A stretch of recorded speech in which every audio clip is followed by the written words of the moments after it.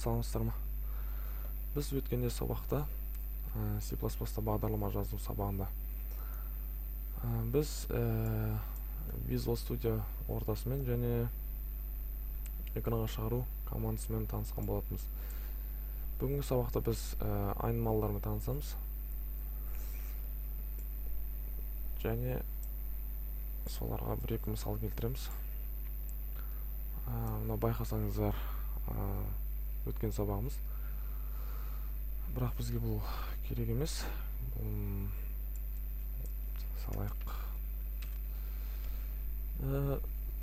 C++-та басқа программалау тілдеріндегідей бірнеше айнымалылар типтері бар. Бүгін сол айнымалылар типтермен танысайық. Int деген айнымалы типі бар. Ол толық сандармен жұмыс істеген оған. Яғни мысалы int негізінде қолданылады екі санды қосу, немесе сандарды қосу, көбейту және алуға. Бірақ бөлуге қолданылмайды.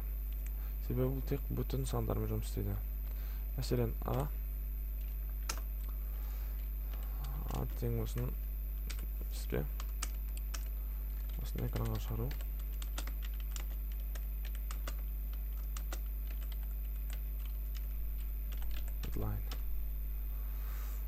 Осы жерде запуск жасап көрейік бірінші. Да.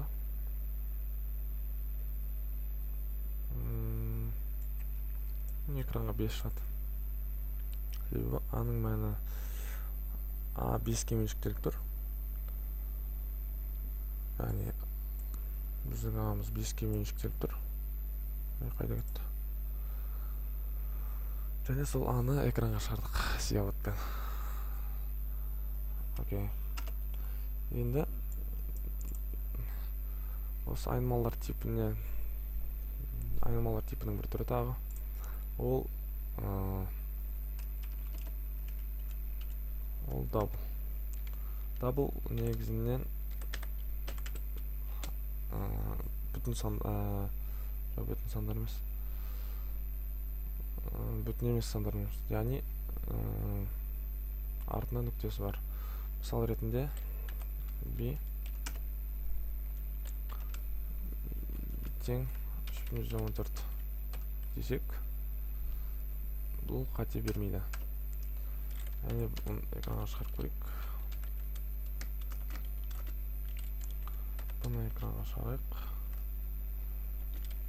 Endline. Және запуск.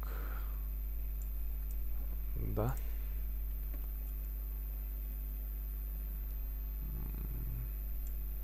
Бізде int шықты және double шықты. Енді екеуінің айырмашылығын байқайтын болсақ,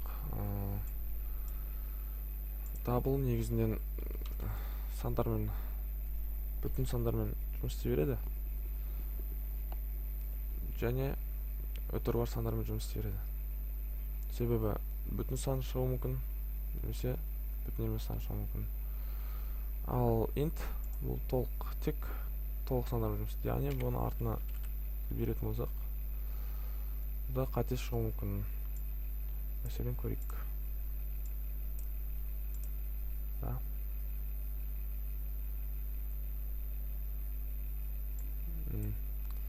Біздің санымызда алмады.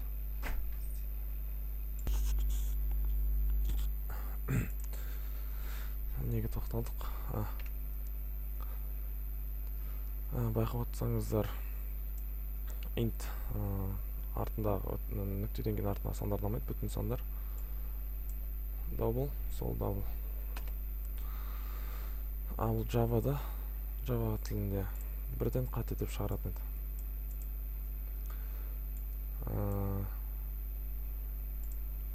Жалпы бүгінгі сабаққа осы жеткілікті. Тыңдағандарыңызға рахмет. Өздеріңіз эксперименттер жасап көрсеңіздер болады. Келесі сабақта кездескенше жақсы.